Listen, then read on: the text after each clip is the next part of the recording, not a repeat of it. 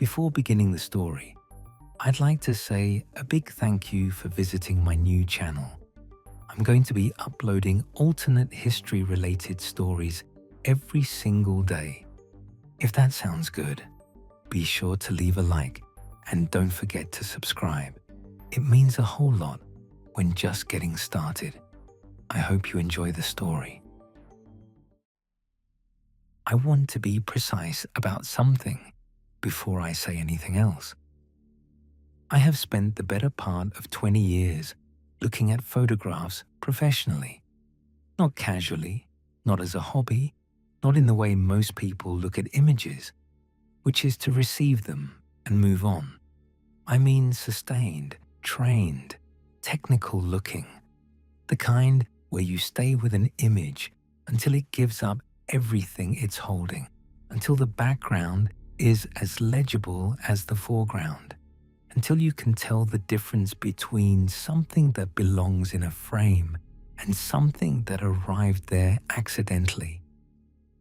That is my entire skill set, more or less. It is what I am good at and what I have built my working life around. I say that because what I'm about to tell you depends entirely on the credibility of my looking. If you decide, I'm someone who sees patterns that aren't there, who projects meaning onto coincidence, who mistakes resemblance for identity, then the story I'm about to tell is nothing. It's a woman who got too close to her work and started seeing things. I don't think that's what happened. I haven't thought that for a long time. But I want you to have the full picture of who's telling this before you decide what to do with it. My name is Maren Voss. I'm 48 years old. I live in a small city in central Wisconsin, and I do historical image restoration on a freelance basis, which means I spend most of my working hours alone with old photographs, which suits me completely.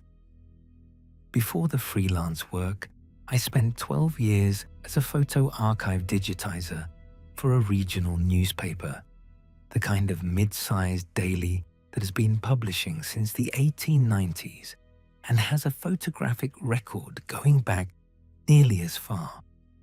The 12 years in that archive are what this is about. The newspaper brought me in during the summer of 2009 to digitize and catalog their entire physical photographic collection. They'd been meaning to do it for years and kept not doing it, the way institutions keep not doing the expensive, time-consuming things that don't produce immediate results. The collection had deteriorated to the point where further delay was going to mean permanent loss, and they finally hired someone to address it. That someone was me. The archive room was in the basement of the building, climate-controlled in a general sense, but not to the standard that photographic materials actually require, which is part of why they'd finally moved. It was a long, low room, with metal shelving from floor to ceiling on 3 walls and a work table running the length of the center. The collection was organized roughly by decade and then loosely by subject: news events, community gatherings, portraits, features, sports. The full photographic record of a mid-sized Wisconsin community across a century. Roughly organized, I said. What that meant in practice was that the first 6 months of the project were mostly sorting before I could even begin digitizing. I didn't mind. I prefer to understand a collection before I start processing it, and sorting is how you understand a collection. I worked chronologically, oldest material first, which put me in the 1900s and 1910s for the first several weeks. Those decades are the most fragile and the most limited in volume. By the time I reached the 1940s, I was well into my rhythm. The pace of processing that lets you look at a high volume of images without losing the quality of individual attention.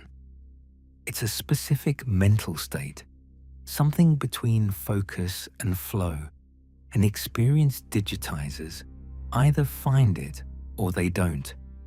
I find it reliably, which is why I've kept getting hired for this kind of work.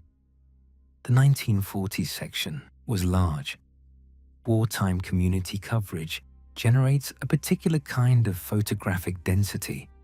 Rationing drives, victory gardens, homecoming events, Red Cross fundraisers, war bond rallies, the constant social documentation of a community doing what communities do under pressure, which is pull together and document the pulling together. I processed several hundred images over several weeks. I noticed him in a photograph from 1944, the way you notice something you're not looking for. Not with alarm, not with any particular significance, just a face at the edge of a crowd shot taken at a war bond rally in the town square. A man in the background turned slightly away from the camera, his face partially visible between two other figures. I catalogued the image, assigned it a reference number, and moved on. I did not pull it back up. I did not start a folder. I was not, at that point, doing anything except my job. It was the 1953 photograph that stopped me. A community gathering. I don't remember the specific occasion. Something civic, a dedication of some kind. A wide shot of the assembled crowd taken from an elevated angle. I was processing it in the standard way, zooming in to check image quality in different sections of the frame, when I paused on a figure near the back. A man standing in the crowd, partially obscured by the people around him. His face was visible from a 3/4 angle. I looked at it for a moment with the specific attention I give to all faces in a crowd shot, which is a quick inventory of clarity and expression and positioning, the kind of looking that is professional habit rather than genuine interest. Then I stopped the inventory. I've spent enough time with photographs to know the difference between faces that resemble each other and faces that are the same.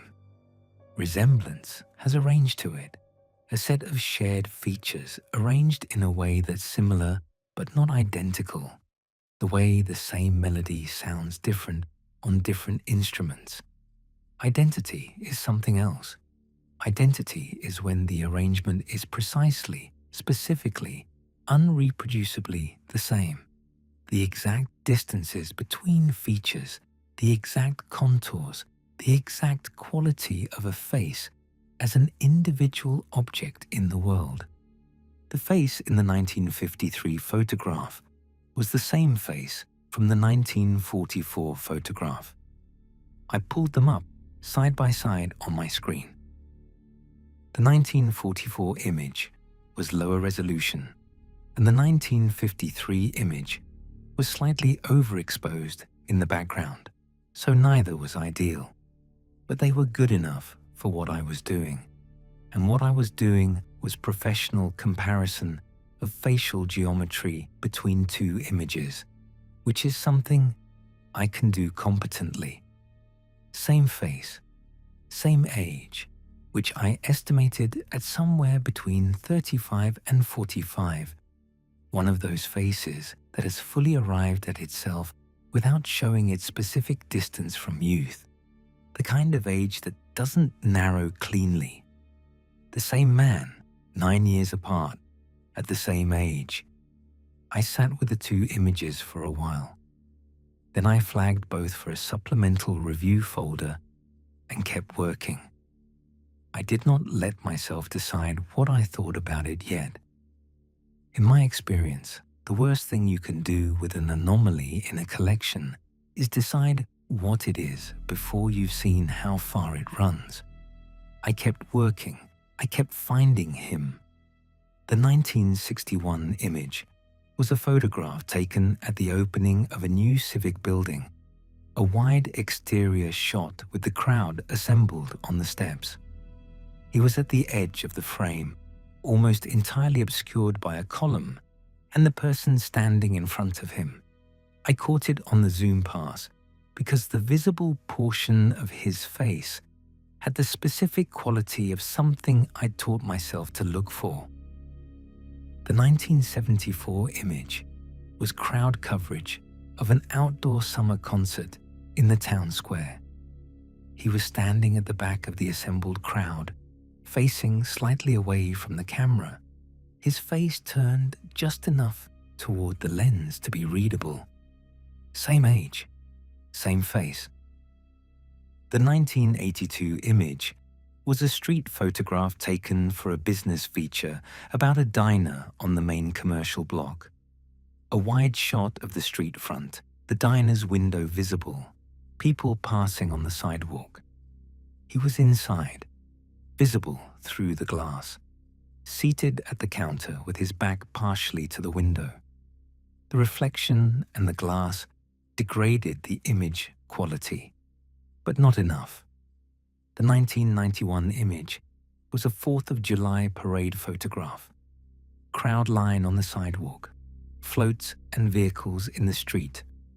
He was near the back of the crowd on the far side of the street, his face in partial profile, visible between two other figures. 6 images spanning 47 years, the same face at the same age. I had a folder by then. I'd labeled it Supplemental Review, which was accurate and sufficiently neutral, and I'd stopped thinking about it in terms of what it might mean and started thinking about it in terms of how far it went. Those are different orientations, and the second one is more useful when you're inside a collection this large and haven't finished looking. I kept working. I didn't find any more through the rest of the 1990s, which I initially took as the pattern ending. Then I ran my second cataloging pass and found the one I'd missed on the first run. The 1987 photograph was from a town council public meeting, a wide shot of the assembled audience taken from the front of the room, facing back toward the crowd. Standard coverage of a public proceeding, the kind of image that runs on page 3 and records attendance for the historical file. He was in it, not at the edge of the frame, not partially obscured, not turned away at the precise angle that had kept his face partially hidden in every other image in my folder. He was near the center of the crowd, seated between 2 other people, and the angle and framing of the shot had caught him fully. No partial turn, no convenient obstruction between him and the lens. He was looking directly at the camera. I ran the enhancement sequence I use for restoration work, not to improve the image for publication, just to see what the full resolution data held. His face came up clear, clearer than any other image in the folder, and I looked at it for a long time. It was the same face. I didn't need the comparison to tell me that, but I ran it anyway. The way you confirm things you already know, because confirmation is different from knowing, and sometimes you need both. The expression was what I kept coming back to. I've been looking at faces in photographs for 20 years, and I've developed a vocabulary for what faces do in front of a camera, which is different from what faces do in the rest of life. There is performed expression and caught expression and held expression and inadvertent expression, and each of them reads differently if you know how to look. What was in his face in the 1987 photograph was none of those categories exactly. The closest I've been able to come is this.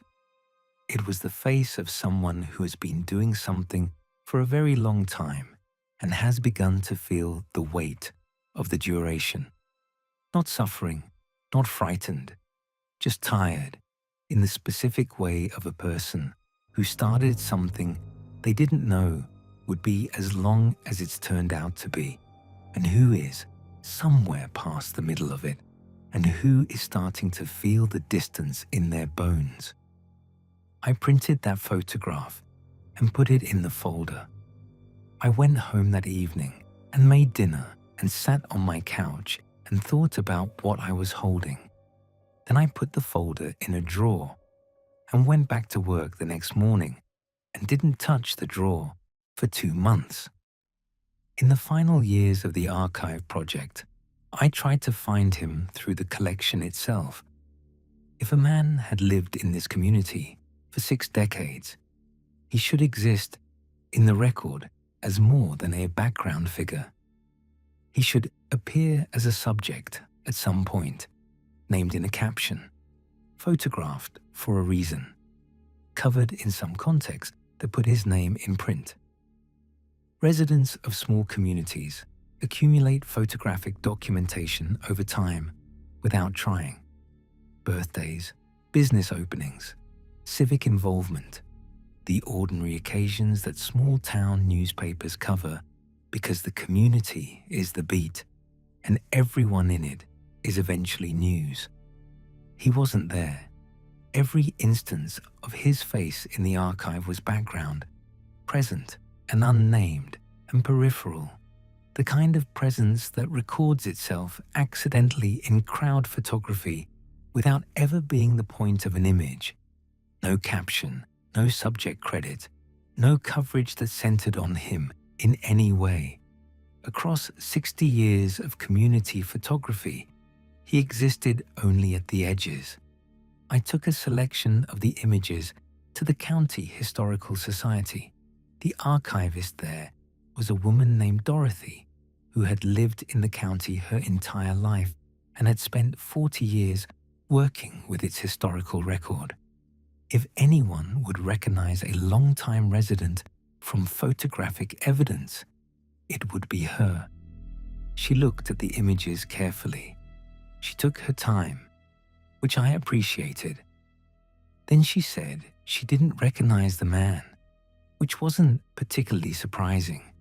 The images were background shots of varying quality, and she was in her 80s and couldn't be expected to recognize every face from 6 decades of community life. But then she said something else. She said the man in the photographs didn't look like someone from here. I asked her what she meant by that. She thought about it for a moment, genuinely thought about it, the way she clearly thought about everything before she said it. And then she said she thought it had something to do with the way he was positioned in the photographs, like someone who was familiar with the community without being part of it, like a person who knew where to stand without knowing why they were standing there. I drove home and put the folder back in the drawer. It stayed there for 2 years. I took it out again in the months before I'm telling this story. I don't have a clean explanation for why. A restlessness about unfinished things, maybe. A professional discomfort with a catalogue that has an open entry in it. I took it out and looked through it again with the distance that 2 years had put on it, and the distance didn't change what I saw. I was at a hardware store on a Saturday morning about 6 weeks ago. An ordinary errand, weather stripping, a replacement hinge, the small maintenance tasks that accumulate in a house. I was in the aisle with the door hardware, reading the back of a package, when I became aware of someone else in the aisle. I looked up. He was about 15 feet away, looking at a display of weather stripping. His face was turned slightly away from me, which was familiar in a way that hit me before I'd fully processed what I was seeing. Then he shifted his weight and his face turned toward me at the angle I knew from a dozen years of images, and I stopped moving entirely. It was the same face, in a hardware store, in the present tense, in fluorescent light on a Saturday morning. Same age that he'd been in 1944. Same specific arrangement of features I'd been looking at in a supplemental review folder for 12 years. He looked up. He saw me looking, and I watched something move through his expression that I can only describe as recognition. Not of me as an individual, I don't think, but recognition of what I was doing, the specific quality of my looking, which is professional and sustained and different from ordinary looking, and which he apparently understood. We looked at each other for a moment across 15 feet of a hardware aisle. He didn't come toward me. He didn't say anything. He set down what he was holding, and the expression on his face shifted into something that I've been trying to name ever since, and that I keep landing on the same word for: asking. It looked like asking. Not a question put in words, not a request or a demand, just the quality of a face that is putting something towards you and waiting to see what you do with it. Then he walked to the back of the store, and I didn't follow him. And when I went to look a few minutes later, he wasn't there. I sat in my car in the parking lot for a long time before I drove home. I maintain a professional relationship with the newspaper's current photo editor, a woman named Kath, who took over the digital archive after my project ended, and who sends me restoration work occasionally when they want to republish historical images. It's a comfortable arrangement. She sends me batches, I process them, I send them back. 3 weeks ago, she sent me a batch of recent coverage images for archival formatting. Standard work, nothing that required particular attention. I was moving through them at the pace I move through that kind of work, which is efficient but not rushed. And I was about halfway through the batch when I found it. A crowd photograph from last year's county fair, a wide shot of the grounds and the people on them, taken for a community piece about attendance numbers. Dozens of people visible, the kind of image where the people are the evidence of turnout rather than subjects in their own right. He was at the left edge of the frame, same face, same age. But I barely registered those things because they weren't what stopped me. He was looking directly at the camera, not partially turned, not caught in a 3/4 angle, fully facing the lens, at the edge of a county fair crowd photograph from last year, with an expression on his face that I enlarged and looked at for a long time before I could describe it even to myself. Every other image in my folder has told me something about where he was in whatever the duration of his situation is. The 1944 and 1953 images were too low resolution for expression work. The background images from the 60s through the 90s were too partial. The 1987 image had given me the tiredness, the weight of the long middle of something. This one was different. He knew someone was going to be looking at this photograph, not a crowd shot from a county fair. This photograph specifically, in this batch, on this screen. I can't explain how I know that. I've looked at enough photographs to know the difference between a face that has been accidentally recorded and a face that has decided to be visible, and this face had decided, and what the decision looked like at the enlargement I was working at, with the resolution the current equipment produces. What it looked like was something I've only seen a few times in 20 years of looking at faces in photographs. It looked like the last photograph, not in a morbid sense. I don't mean the expression of someone who expects to die. I mean the expression of someone who has decided that whatever they've been doing, whatever the long patience of it has required, is coming to a conclusion. Not ending badly, just ending. The look of a person who has been carrying something for a very long time and has decided, finally, that they're ready to set it down. I've been sitting with that for 3 weeks. I don't know who he is. I don't have a framework for what his situation actually is, what the mechanics of it look like, what the experience of it is from the inside, how a face stays the same age across 80 years of a community's photographic record. I'm not going to reach for an explanation I can't support. That's not how I work. What I have is the photographs, 12 images across 80 years, plus one in a hardware store aisle and one on my screen 3 weeks ago.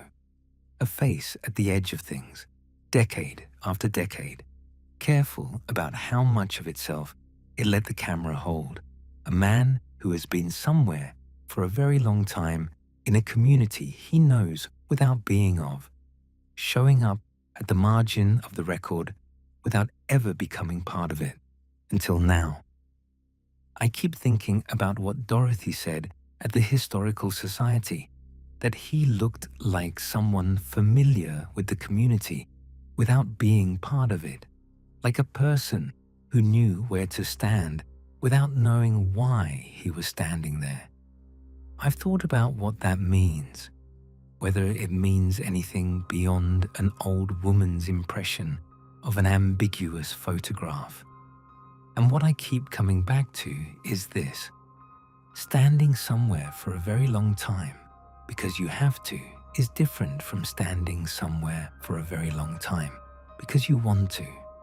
And after long enough, the difference stops showing in the obvious ways and starts showing in the subtle ones, in the way you position yourself, in the distance you keep, in the expression you carry in the moments when you think no one with the right kind of looking is in the room. He's been in the room, in the background of it, at the edges of it, for 80 years of a Wisconsin community's photographic record. And the county fair photograph tells me something has changed. I don't know what changed or why, or what comes after the decision I can see in his face in that image. I don't know if it's directed at me specifically, or if I just happen to be the person in the archive chair for 12 years, the person who built the folder, the person who was going to be processing that batch of images on that particular week. Maybe it doesn't matter how it's directed. Maybe what matters is that it is. I've been looking at photographs long enough to know that a face that has decided to be seen has decided to be seen for a reason. That the move from the edge of the frame to the center of it, from the turned angle to the direct look, isn't casual. It costs something after years of not doing it. I don't know what he's trying to say. I don't know if trying to say is even the right frame for it. What I know is the look in that county fair photograph, the weight of the long duration, and the expression of someone at the end of a patience they've been sustaining for longer than I can fully imagine. I know what it looks like when a face has been holding something back for a long time and is getting ready to stop. I'm not sure I'm ready for whatever comes after that, but I think it's coming regardless of whether I'm ready. And I think he knows I've been looking. Maren Voss, Central Wisconsin. That's everything I've got. For now.